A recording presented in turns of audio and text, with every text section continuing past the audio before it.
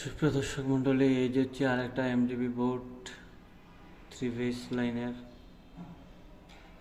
তো হাতের কাজ যতটাই করুন না কেন, হাতের কাজ শিখলে দক্ষ বাড়বে এবং অভিজ্ঞতা হবে।